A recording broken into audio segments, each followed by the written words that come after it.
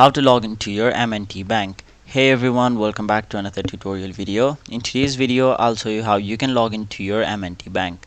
So to do that, first of all, go to any web browser of your preference and in the web address bar, simply type in M&T Bank. After that, tap on the first link, which is mtb.com. Now you will be taken to the official homepage of M&T Bank, where in order to log into your account, you'll have to simply tap on the login option. After that, you will be taken to another page where you'll have to enter your user ID, your passcode, and once you tap on the option login, you'll have successfully logged in or signed in to your M&T Bank's online banking account. But in any case, if you forgot your user ID or your passcode, you can simply reset it by tapping the option help with user ID or passcode.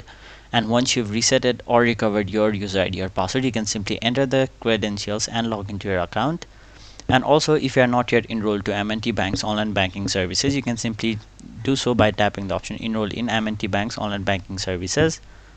And once you follow all the steps provided to you, you will have successfully logged into your M&T Bank's online banking account. So that was it for this video. Hope this video was helpful to you guys, and if it was, make sure you like this video and subscribe to our channel so that you don't miss out on further videos such as these.